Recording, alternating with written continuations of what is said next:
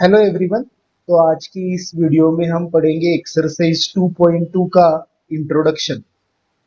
तो यहाँ अभी जो एक्सरसाइज 2.2 है उसमें हम कुछ इस प्रकार के सम्स करने वाले हैं। तो उसके लिए मैंने एक एग्जांपल लिया है यहाँ पे समझने के लिए। तो x square plus 7x plus 10, मान लो इस प्रकार का कोई आपको एक क्वाड्रेटिक पॉलिनोमियल दे देंगे और उसके जीरोस फाइंड आउट करके बोलेंगे, यानी कि इसको सॉल्व करके इसका आंसर फाइंड आउट करने के लिए बोलेंगे। तो जैसे मैंने आपको बोला था पिछली बार कि जब एक्स की पावर, वेरिएबल की पावर एक्सपोनेंट में यहाँ पे 2 होता है तो हमें दो जीरोस मिलेंगे, यानी कि दो आंसर्स मिलेंगे, एक्स की दो वैल्यूज मिलेंगे। ओके, तो अभी इसको हम सॉल्व करते हैं। तो इसको सॉल्व करने का देखिए प्रकार कैसा है। अभी यहाँ पर ये जो फर्स्ट टर्म है ना, ये जो फर्स्ट टर्म है इसको ए ले लेना है, हमें ए समझना है, इसको बी लेना है और इसको सी लेना है।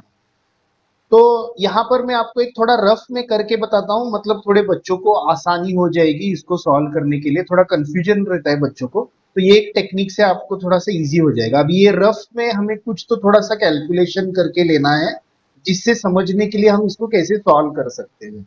अभी देखिए इस क्वाड्रेटिक इक्वेशन को सॉल्व करने के दो तीन प्रकार है। तो हम यहाँ पे स्प्लिटिंग द मिडल टर्म, ने तो मिडल टर्म स्प्लिट, ये जो मेथड है वो हम यूज करने वाले हैं। तो ये मेथड यूज करने के लिए हम क्या करेंगे, पहले थोड़ा सा रफ वर्क कर लेंगे और फिर हमें इसको सॉल्व करने में आसानी हो जाएगी। तो स्प्लिटिंग द मिडल टर्म मतलब क्या है कि ये जो ये जो वैल्यू है, ये जो सेंटर की वैल्यू है, इस इस एक नंबर को हम को दो नंबरों में स्प्लिट कर देना है। और उसको कैसे करना है उसके थोड़े नियम है। ओके, तो वो रूल्स को हमें अंडरस्टैंड करना है और फिर हम इस एक नंबर को दो नंबरों में कन्वर्ट कर देंगे, इसलिए हम इसको splitting the middle term split ऐसे मेथड बोलते हैं। तो अभी इसको कैसे करना है देखिए। तो फर्स्ट हमें यहाँ पे क्या अंडरस्टैंड करना है कि ये रफ वर्क करते समय हम यहाँ पे क्या कर लेंगे, साइंस को इग्नोर कर लेंगे। तो ignore plus minus science. Okay, ignore plus minus science कहाँ पे, सिर्फ ये रफ वर्क जो हम यहाँ पे कर रहे हैं, सिर्फ ये वाले यहाँ पे रफ वर्क में आपको प्लस माइनस का साइंस इग्नोर करना है। तो पहले मैं ए की वैल्यू लिख लेता हूं। तो ए की वैल्यू मतलब ए यहाँ पे वेरिएबल की बाजू में क्या है, अभी कुछ नहीं है, मतलब वन है वहां पे। तो ए की वैल्यू जो है वो है वन हो जाएगी। ठीक है, फिर बाद में बी की वैल्यू क्या है, बी की वैल्यू एक्स के बाजू में क्या है, सेवन। तो बी की वैल्यू सेवन हो जाएगी।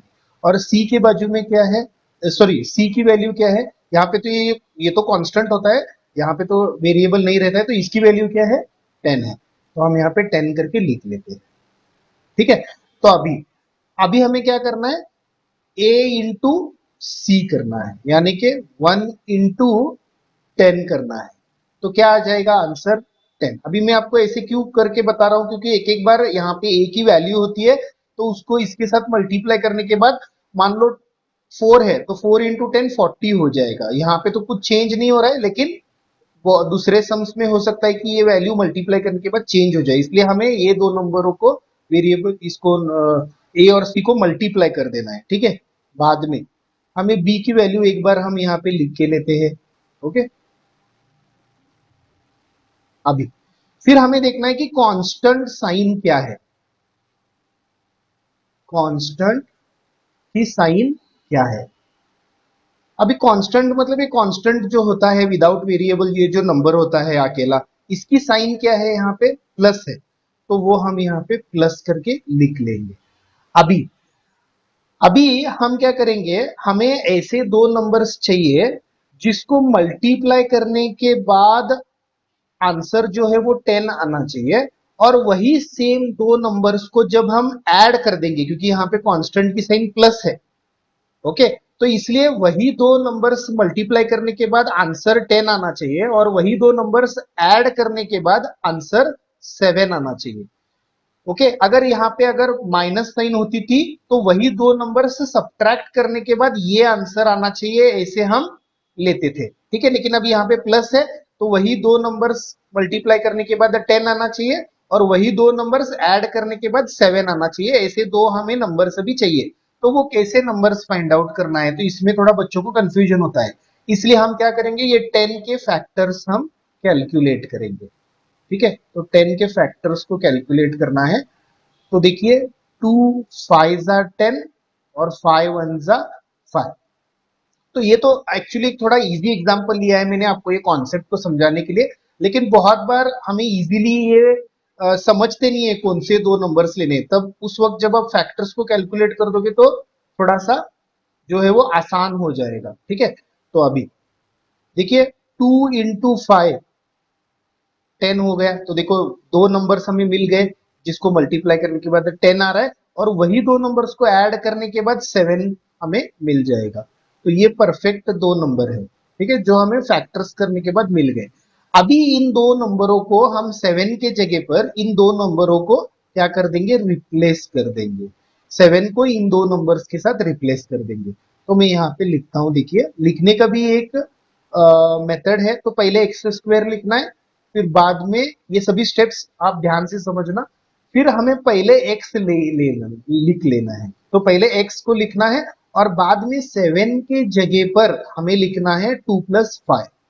7 के जगह पर हमें लिखना है 2 + 5, और बाद में जैसे 10 है एज इट इज उसको लिख दो। ठीक है, ये हो गया स्टेप नंबर 1।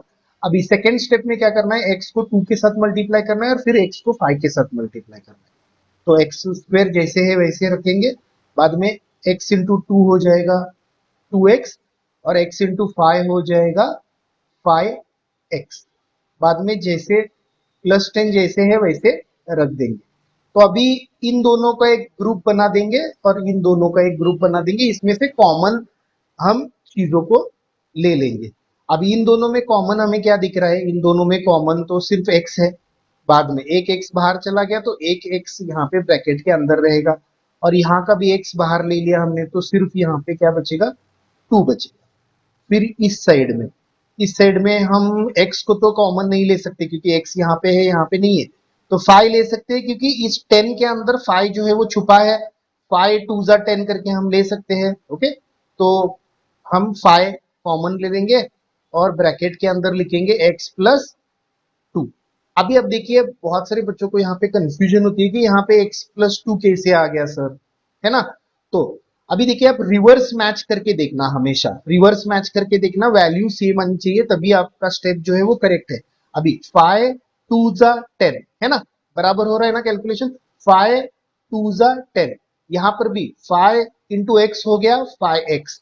समझ में आ रही है बात, ऐसे करना है। और एक चेक पॉइंट क्या है, ये वाले ब्रैकेट में जो आंसर आ रहा है वही आंसर, वही सेम चीजें यहाँ पर इस वाले ब्रैकेट में भी आनी चाहिए, तभी हमारा जो कैलकुलेशन है वो करेक्ट है करके हमें समझ लेना है।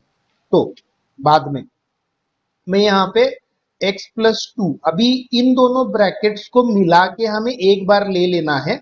ये दोनों ब्रैकेट सेम ही है। ओके, तो ये दोनों ब्रैकेट्स को मिला के एक बार आंसर को यहाँ पे लिखना है, और बाद में x + 5 ये जो बाहर है उसको एक बार हमें यहाँ पे ब्रैकेट में ऐसे लिख लेना है। ओके, और हमेशा हम क्या करते हैं, एक चीज हमेशा हम जब जीरोस फाइंड आउट करते हैं तब हम जीरो को इक्वेट करते हैं। तो हमेशा यहाँ पे =0 आप लिख दिया करो पहले से ही। तो ये दोनों =0 है। तो अभी हम क्या करेंगे, ये दोनों को हम इक्वेट कर देंगे जीरो को। ओके, तो हम इक्वेट कर देंगे। तो ये हो गया हमारा रफ कैलकुलेशन साइड। अभी x + 2 ये वाली चीज में पहले जीरो को इक्वेट करता हूं, तो इक्वेट मतलब =0 लेता हूं। तो अभी +2 को उधर भेज देता हूं, तो ये हो जाएगा -2। और x + 5 = 0 करता हूं, एक बार इसको =0 कर देना है, एक बार इस ब्रैकेट को =0 ले लेना है। तो फिर +5 उधर भेज देता हूं, -5 हो जाएगा। तो ये जो है ना, ये दो वैल्यूज ये हमारे जीरो ऑफ द पॉलिनोमियल है, मतलब ये हमारे आंसर्स है। ओके, तो जब स्क्वायर रहता है तब क्या होते हैं, हमें दो वैल्यूज मिलती है, मैंने जैसे आपको बोला था इंट्रोडक्शन में। तो दो वैल्यूज हमें मिलेंगे एक्स के। ठीक है, तो ये दो हमारे आंसर्स हो गए। तो ये हो गया पार्ट 1। देखिए एक्सरसाइज 2.2 जो है वहां पर आपको ऐसे सम्स देंगे और बोलेंगे कि इसकी जीरोस फाइंड आउट करो, यानी कि इसके आंसर्स फाइंड आउट करो बोलेंगे, और उसके साथ बोलेंगे कि वेरिफिकेशन भी करके दिखाओ। तो वेरिफिकेशन करके दिखाओ मतलब वेरिफिकेशन में हमें क्या करना है, यहाँ पर दो दो बार हमें वेरीफाई करके बताना है दो स्टेप्स में। तो एक होता है सम ऑफ जीरोस, एक होता है सम ऑफ जीरोस और एक होता है प्रोडक्ट ऑफ जीरोस। तो यहाँ पे मैंने ऑलरेडी फॉर्मूलाज लिख के रखे हैं। तो फर्स्ट फॉर्मूला क्या है, alpha plus beta is equal to minus B upon A, ये हमें प्रूव करना है। ओके, तो इसको पहले देखते हैं, फिर ये भी आपको मैं समझाता हूं। अभी ये क्या है, ठीक है। अभी यहां पर हम देख रहे हैं कि अल्फा प्लस बीटा, अभी इस सिंबल को हमें अल्फा बोलना है और ये सिंबल जो होता है उसको हम बीटा बोलते हैं, ठीक है। और बी और ए क्या है, ऑलरेडी हमने यहाँ पे डिनोट करके रखा है कि ये ए है, ये बी है और ये सी है, यहाँ पर लिख के भी रखा है। ओके, यहाँ पर मत देखो आप, क्योंकि ये वाला जो है वो रफ कैलकुलेशंस के लिए हमने लिया है और यहाँ पे हम साइंस को इग्नोर करते हैं। तो इसको सॉल्व करते समय, ये पार्ट सॉल्व करते समय ये वाले पार्ट को, ये जो हमने नोट करके ये जो रफ में कैलकुलेशंस किए हैं, इस वाले पार्ट को रेफर मत करना, यहाँ पे रेफर कर लो आप। चाहिए तो और एक बार ए बी और सी की वैल्यूज को आप लिख सकते हो यहाँ पे। तो ए की वैल्यू क्या है, 1 है, बी की वैल्यू क्या है, 7 है और सी की वैल्यू 10 है। ओके, अभी अगर यहाँ पर अब मान लो अगर -7x होता था तो मैं यहाँ पे -7 करके ले लेता था, और अगर यहाँ पे -10 होता था तो मैं यहाँ पे -10 करके लेता था।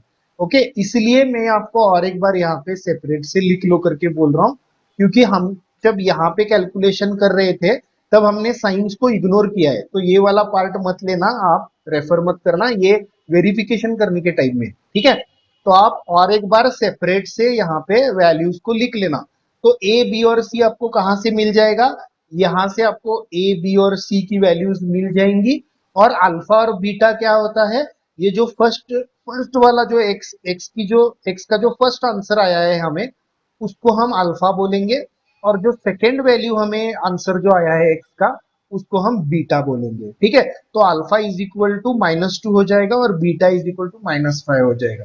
तो वही हम यहाँ पे प्रूव करके बताएंगे कि एलएचएस और आरएचएस इक्वल हो रहा है, मतलब हमारा वेरिफिकेशन कंप्लीट हो जाएगा। तो अल्फा की वैल्यू हो जाएगी -2 प्लस, जैसे साइन है वैसे मैं लिख रहा हूँ, फिर बीटा का वैल्यू है -5, तो यहाँ पे प्लस से इसलिए मैं ब्रैकेट में लिख लेता हूँ -5 इज इक्वल टू, जैसे फॉर्मूला में का माइनस है वैसे मैं माइनस ले रहा हूँ। फिर बी की वैल्यू क्या है, 7 है, 7। ओके, अगर यहाँ पे -7 होता था तो मैं ब्रैकेट डाल के और एक बार -7 करके ले लेता था, अगर बी की वैल्यू माइनस होती थी तो, -7 होती थी तो। ओके, कंफ्यूज मत हो जाना, ये फॉर्मूला में का माइनस है और बी की वैल्यू अगर -7 होती थी तो और एक बार यहाँ पे -7 करके हमें लेना पड़ता था, ठीक है। अभी ए की वैल्यू कितनी है, 1 है। तो अभी नेक्स्ट स्टेप करते हैं, -2 प्लस माइनस हो जाएगा -5, ओके, इज इक्वल टू हो जाएगा -7, नीचे का 1 हम छोड़ देंगे। तो ये दोनों आप ऐड कर दो, -2 -5, ये हो जाएगा -7 is equal to -7।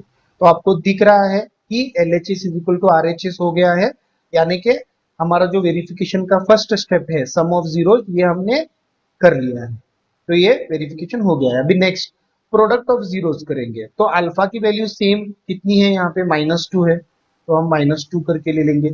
Into beta की वैल्यू क्या है, -5 है, तो -5 करके ले लेंगे, इज इक्वल टू सी की वैल्यू क्या है, 10 है, अपॉन में ए की वैल्यू कितनी है, 1 है। तो -2 इंटू -5 हो जाएगा 10, और माइनस इंटू माइनस हो जाएगा प्लस, और इज इक्वल टू यहाँ पे 10 करके लिख लेंगे, डिनोमिनेटर का 1 लिखने की जरूरत नहीं है।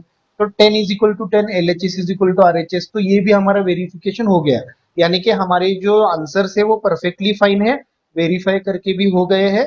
तो ये सब आपको करना पड़ेगा, मतलब आपको पूरे मार्क्स जो है वो मिल जाएंगे। ऐसे टाइप के सम्स ही हम करने वाले हैं नेक्स्ट अभी एक्सरसाइज 2.2 में। ओके, हम यहाँ पे लिख देंगे कि therefore LHS is equal to RHS। Okay, तो हम यहाँ पे रुकते हैं इस इंट्रोडक्शन वीडियो में, और नेक्स्ट एक्सरसाइज के लिए मिलते हैं नेक्स्ट वीडियो में। चैनल को लाइक शेयर और सब्सक्राइब कर देना। Thank you very much.